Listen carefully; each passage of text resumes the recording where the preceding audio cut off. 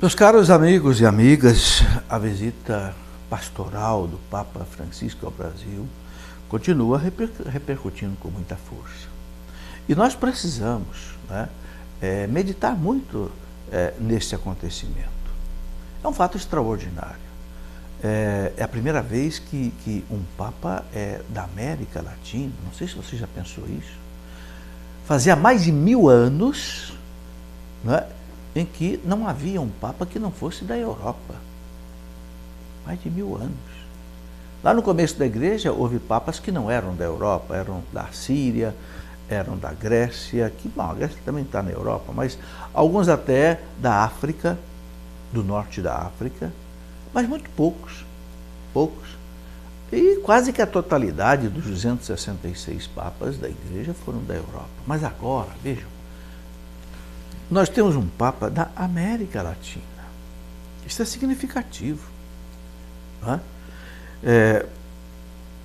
Significativo porque na América Latina, você sabe, nós temos a metade dos católicos do mundo. Mais ou menos 25% dos católicos no mundo estão na Europa, 15% na África, 5% na Oceania, um pouco na Ásia e tal. Mas a metade dos católicos, a metade de 50% está na América Latina.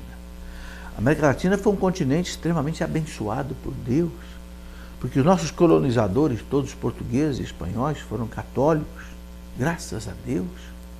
Vieram os portugueses, católicos, muito católicos, vieram os espanhóis, católicos, muitos missionários, agostinianos, franciscanos, dominicanos, jesuítas, e depois vieram mais tarde salesianos e tantos outros, e a América Latina se transformou nesse território católico. Então é natural que saia um Papa católico aqui da América Latina. E esse Papa, nós vimos, está fazendo uma verdadeira revolução pastoral na igreja. Entenda bem, não é uma revolução doutrinária. Não, tem muita gente pensando errado. Esse Papa agora vai aceitar uma porção de coisa que Bento XVI não aceitava, vai aceitar o casamento de padre, vai aceitar o casamento de homossexual. Não vai aceitar nada. Nada, ele já falou. Ele não veio aqui para mudar nada da doutrina, ele veio para pedir à igreja que seja mais simples, que seja mais acolhedora, que se abra para o povo. Ele não tocou em nada de doutrina. Perguntaram a ele, numa entrevista de volta para Roma, no avião, se a igreja poderia aceitar o sacerdócio feminino. Ele disse, não, essa porta está fechada. João Paulo II fechou essa porta, definitivamente, lá naquele documento Ordinatio Sacerdotalis. Quando ele fala dos homossexuais, ele diz que tem que ser acolhidos. Claro, a igreja acolhe a todos.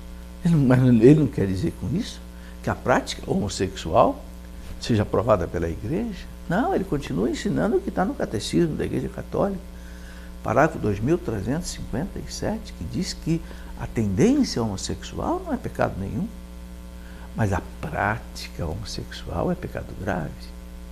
Então é preciso entender muito bem a posição desse Papa.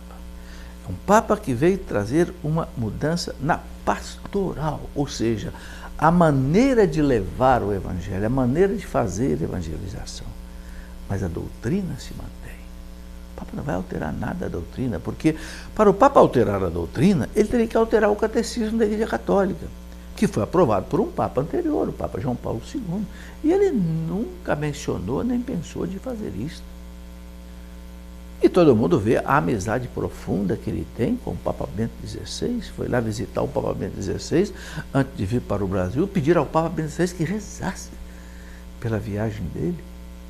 São irmãos, eles se chamam de irmãos. No papado, ter um Papa é bom, ter dois é melhor ainda. Embora um seja emérito, não esteja atuando como Papa. Portanto, a gente tem que dar graças a Deus, ouvir muito bem o que ele tem dito, viver esta abertura que ele pede, essa acolhida E ele mostrou isso com a sua vida. O que o Papa Francisco fez aqui no Brasil foi exatamente o que Cristo fez. Ou seja, a encarnação do Verbo.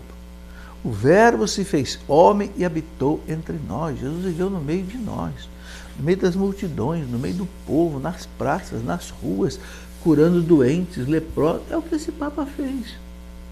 Andar no meio do povo. E ele quis mostrar que os bispos têm que fazer isso, os padres têm que fazer isso, nós leigos temos que fazer isso. Esta é a grande lição que nós temos que aprender com o Papa Francisco.